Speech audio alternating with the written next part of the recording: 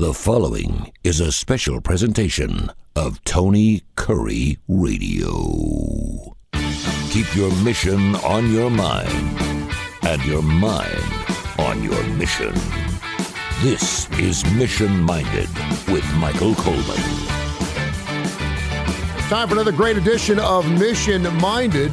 He is Michael Coleman, formerly the Jimmy Hill Mission, now, of course, with the Montgomery Area Food Bank. That's mafb.org. If you'd like to help out, they cover 35 counties in the great state of Alabama. Does great work through Feeding America and other wonderful entities to keep people fed. And Michael, how you doing? I know you're super busy. We already recorded on Monday. Of course, you can listen to the show at least 5 times on the TKR app.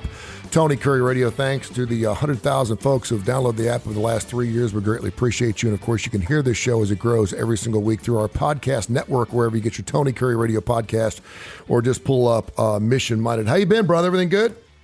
Yeah, I have no complaints whatsoever. Things are going fantastic. We're very blessed. Of course, unfortunately, the feeding those in need never gets easier. Or never goes away. Yeah, but go ahead. No, let me ask you about that before we get into our topic here.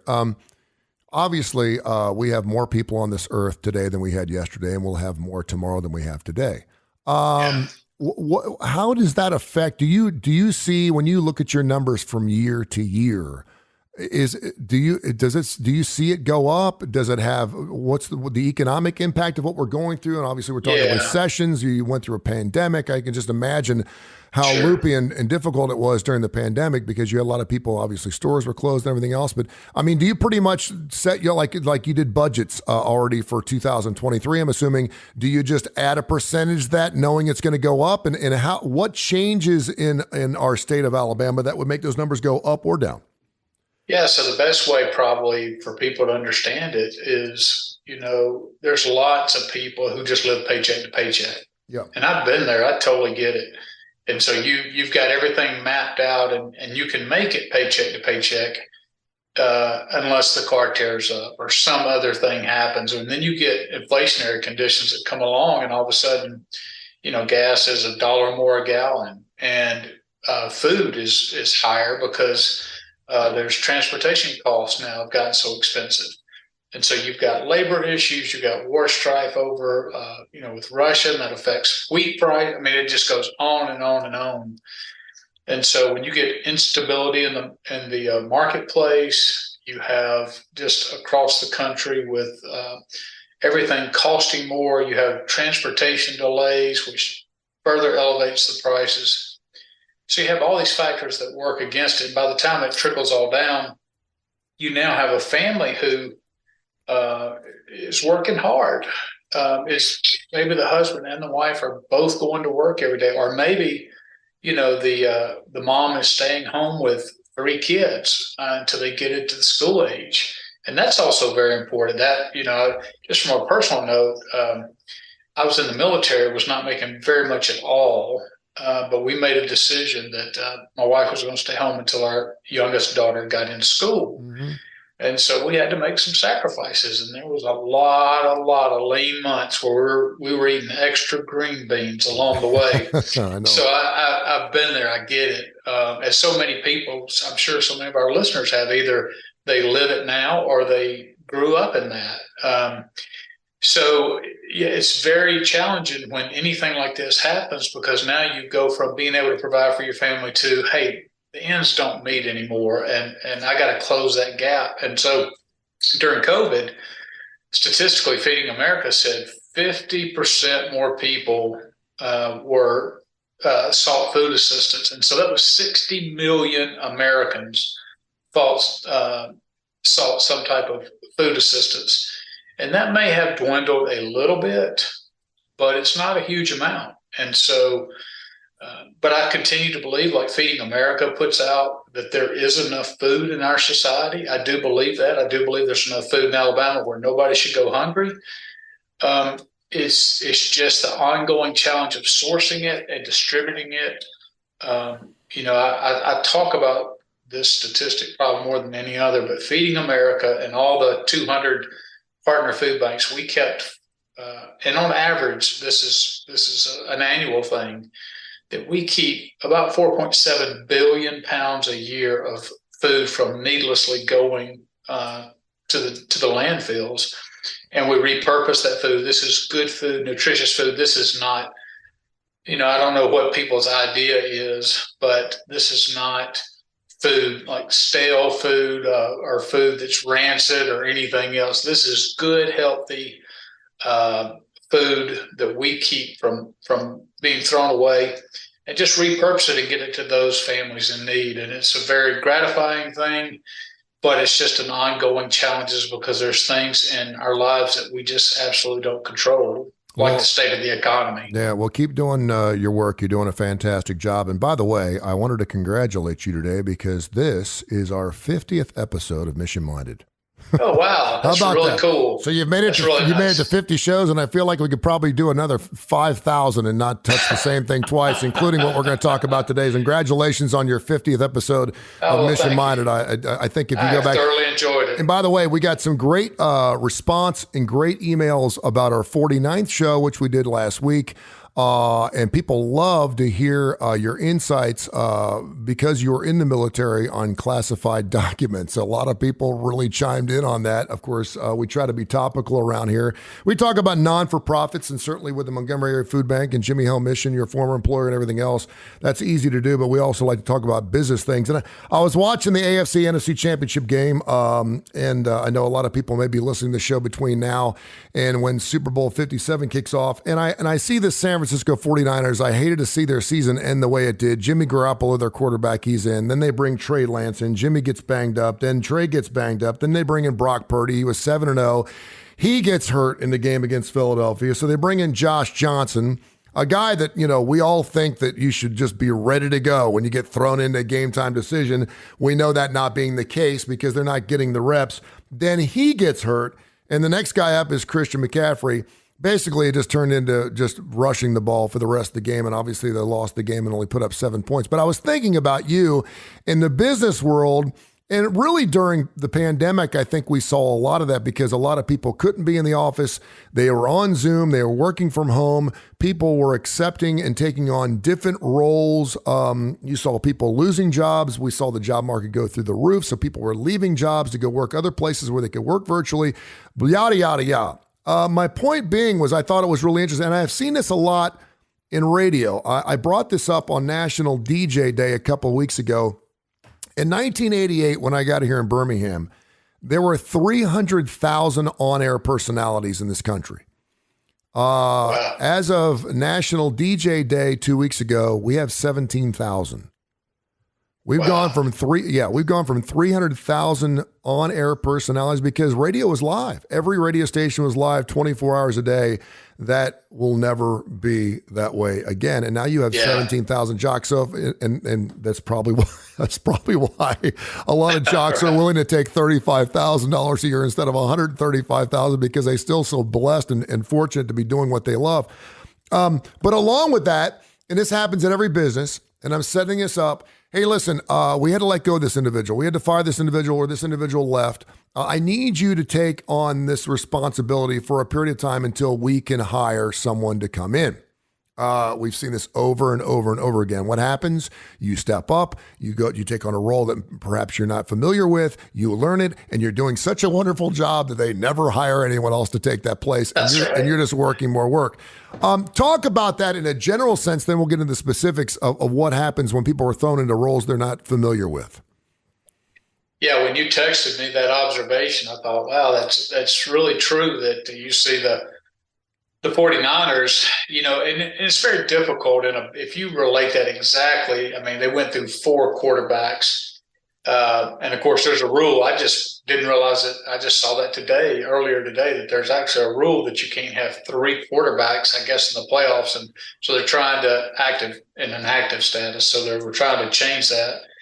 But yeah, in the business community, that happens all the time. So if you go back to your previous example, if you think about, well, how did we have more people, we have more communications, how did we go from 300,000 down to 17,000 voices? And it's because as technology advanced and the sharing of information and I think a lot of radio say this is certainly your expertise. I'm not.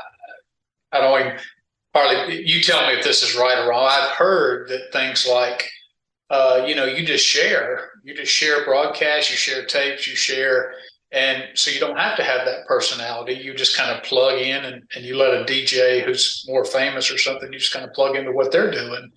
And so there's this technology that you can do. And what it's done is that diminishes the amount of people that you have on hand. And so we do that. I've done that before many times in business.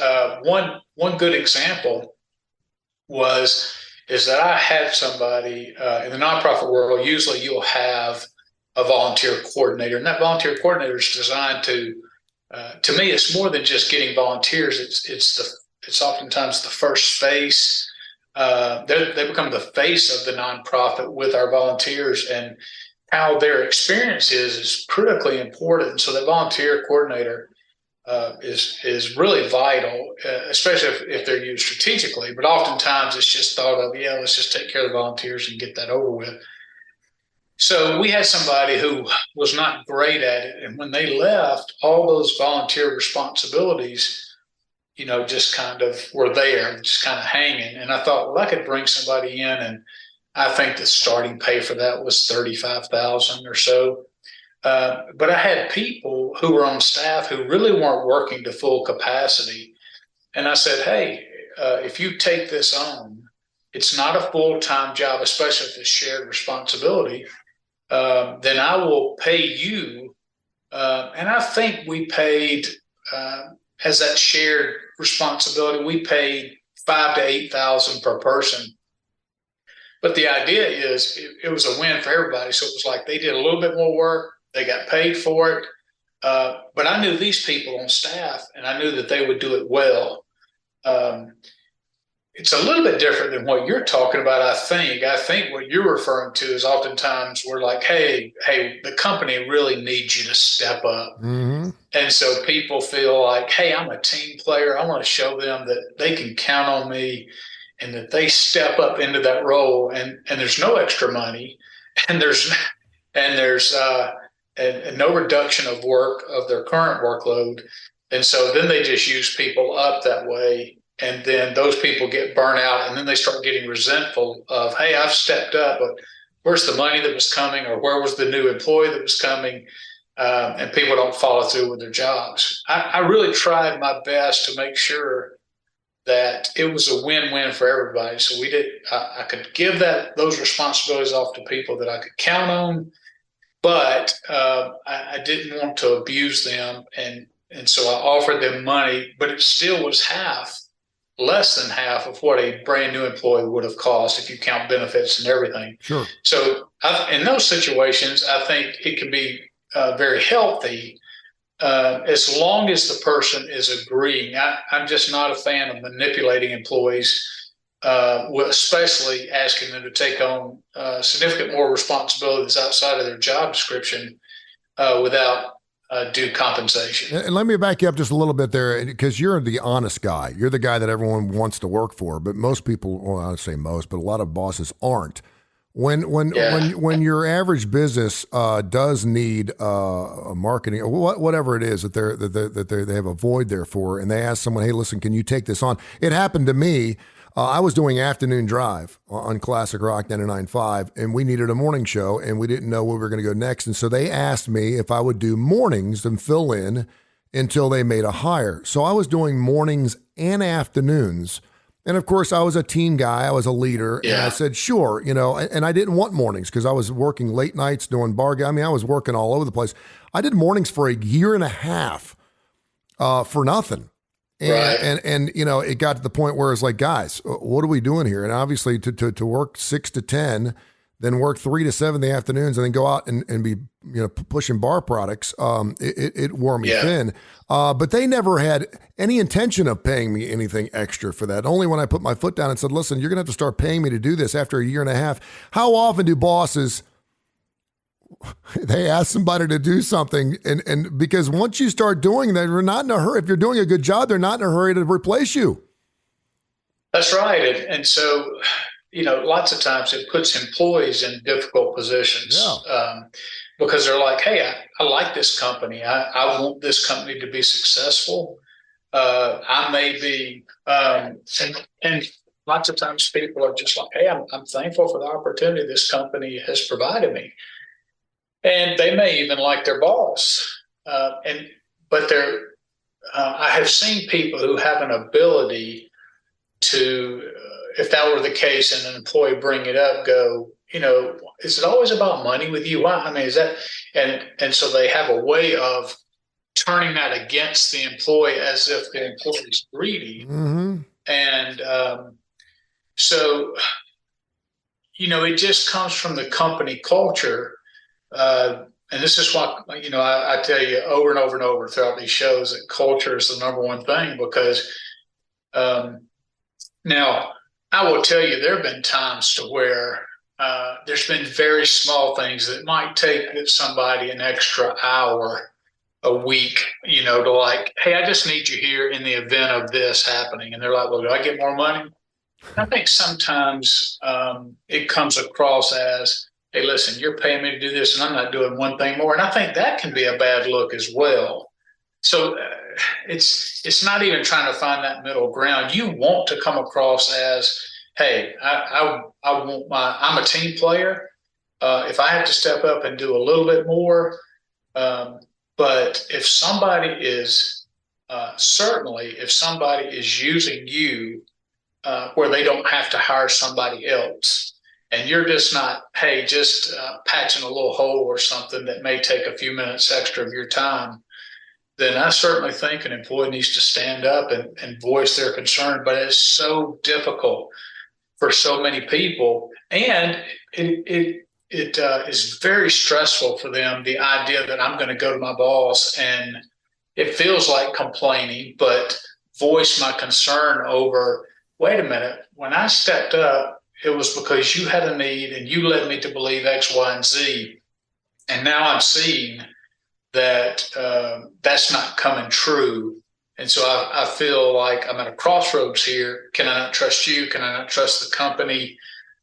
Is the company, you see this a lot too, where they talk about we're a family, and but the way we do some of our family members is just shameful. Yep. And you've seen it all over the radio game where bosses will put out things like culture, but when the rubber hits the road, when tough decisions are made, or do they make it are they bottom line people, or are they in there fighting for their employees to do what's right? And so, that goes back to the old adage of talk is cheap. You're going to be found out one way or another. You can talk a good game, but you're going to be found out what you're really about at some point. There's no doubt. The 50th episode of Mission Minded, we're talking about role players and what happens when your boss asks you to do a job that's not yours. I will say a couple of things, and I think you bring up a great point because most of us do want to be pleasers. Gone are the days where you're just happy to have a job and you do whatever it takes to keep that job. There's so many jobs out there, but I also realize that, if someone's asking you to take on more responsibility, they need you because they trust you to take on that responsibility. They think that you can do it. And if you do it for free, they're going to ask you again. If they, in fact, do make another hire, you're going to be that guy. Well, they did it last time. They'll do it for me again. So, have some respect for yourself. I think it earns respect. And I will say this, and I use my radio career and I look back on it and I do have some regrets in that. I feel like I was taken advantage of. But, at one point I was doing a radio show and I was very successful. I was number one in the market. My boss came to me and said, listen, you're not going to be able to do this for the rest of your life. You can't do afternoon drive for the rest of your life. Little did I know I probably could have. But if you really want to grow, you need to get into management. Well, I didn't want to get into management. That's not fun. Management's not fun. Being on the radio and having a good time and spinning records and going out at night, that was fun. And I was in my 20s. And so they offered me the program director job, which certainly would have looked good on a business card. But I wasn't going to get an office. And they were offering me an additional $6,000 a year to be a program director. So I'm going from getting in at noon, doing 3 hours of production, working 3 to 7, going out and doing a gig, to getting there at 7:30 in the morning working my afternoon show, basically a 12, 13-hour day for an extra $6,000 a year, and they thought I was going to bite on it. And I said, let me think about it. I had to bite my lip, and I left, and I came back in. I said, I know a program director makes anywhere between $50,000 and $100,000 a year, and you're offering me an additional $6,000 so I can stay in this business longer. I said, what are you, crazy? And I think I really earned a lot of respect from that. And I was the last person they asked to do anything extra from that point on. And I was there, 10, 12 hours. So, give yourself some credit and realize that if they are asking you to take on an extra role, that they already trust you in the role you're doing, and they need you. And so, I'm not saying go in and say, I won't do it unless you pay me for it. But I do think it's important to go in and say, listen, I'm willing to do this for free if that's what you want to do. But I want a timetable. How long is this job search going to go on? Yeah, that's right. Go ahead. Yeah, and I was going to say, it's really important that anything like that, that you put that in writing. And that writing, it doesn't have to be some big legal agreement from an attorney. One of the things I've learned in this world is you just have to document it. And a documentation could be something as simple as you spelling out the agreement in an email and sending it to them and saying, I need you to reply that says, yes, the conditions you've laid out here, I'm committing to. And that's just as valid when you go to, if they don't upend their end of the bargain and you had to obtain an attorney or go to the EEOC with a complaint or something like that, those emails like that, as long as you document that, are very, very powerful. And I think what you do is, regardless of what your manager tells you, is you show that you are savvy enough that, hey, I'm willing to step up, and if you just need me to do this for 30 days, hey, I'll do it for 30 days while you're searching for somebody. Mm-hmm, yeah. And then you can add that to your resume, or you can, your boss is like, hey, I'm going to owe you for this. I really appreciate you stepping up. And so sometimes that's your reward. But what you have to guard against is we have to understand that we bring value to a company. I am making that. If you aren't making that company money in some degree, then you're of no value. So you're helping that company, you're making them money. And so it is certainly within your right to say, hey, I stepped up for a few weeks, or I stepped up for a month, 6 weeks, whatever it is. I've upheld what you've needed me to do. I'll be glad to take this on. I feel like I can handle it, but we need to talk compensation. No doubt. And and just stand up for yourself and recognize, hey, you have value. And if they say, no, we're going to go another way, then, but a business can't have it both ways. And if an employee doesn't stand up for themselves, then there's a lot of people who will take advantage of that. You're listening to Mission Minded, our 50th episode here with Michael Coleman, formerly the Jimmy Hill Mission, now, of course, with the Montgomery Area Food Bank, MAFB.org. If you'd like to help them out, they cover 35 counties in the great state of Alabama, of course, Feeding America and everything else. They do wonderful work. I will say this, too.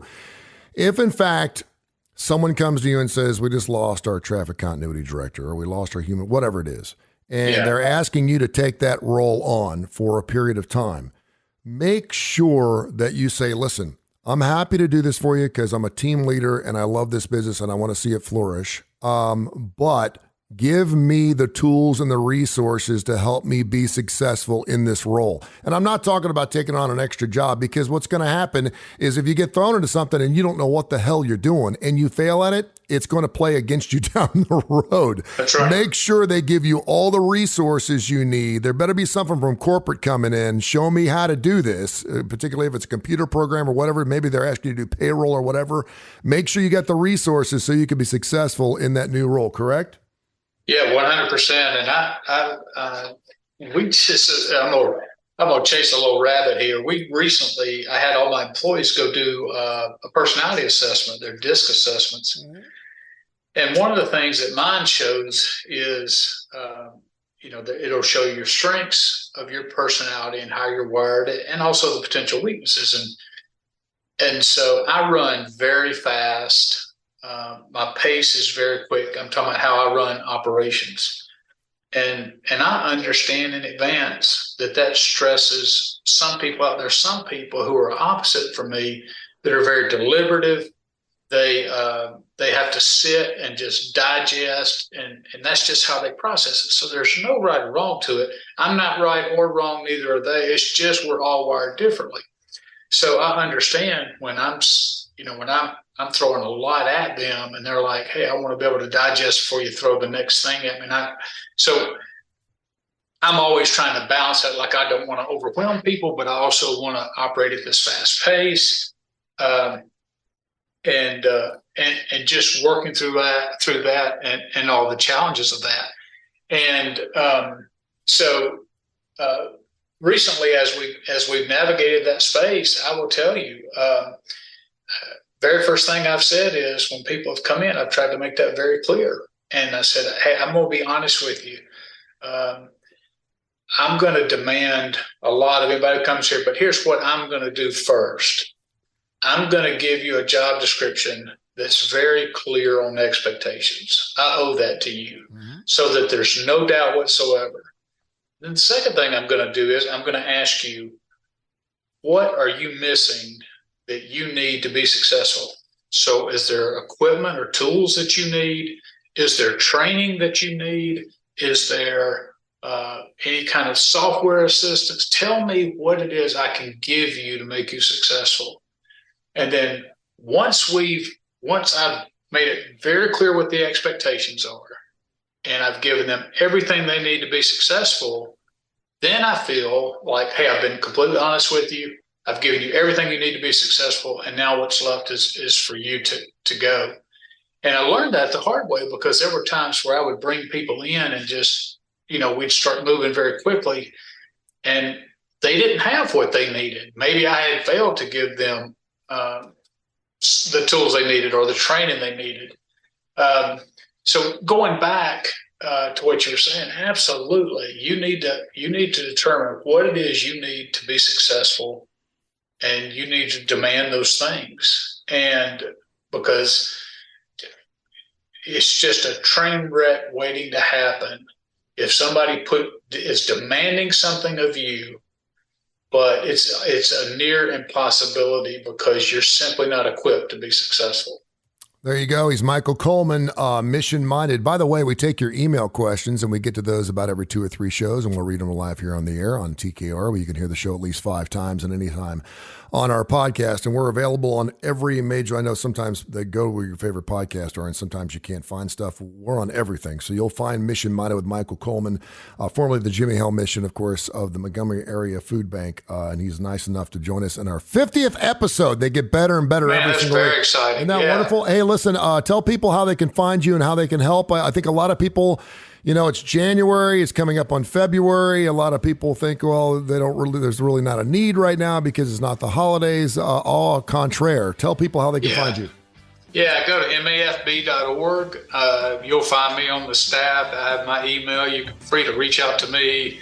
You find me on LinkedIn. Just any, if there's anybody out there who's going through something, if you reach out to me, I'm glad to work with you individually and help you in any way that I can. I love doing it. I love helping people navigate difficult terrain. It doesn't mean that my answers are always right or that I'm going to navigate it perfectly, but if you just need somebody to bounce something off of, I'm glad to be a part of that process for you. Michael, thank you so much, man. We'll catch up next week. Enjoy it as always. This has been a special presentation of Tony Curry Radio.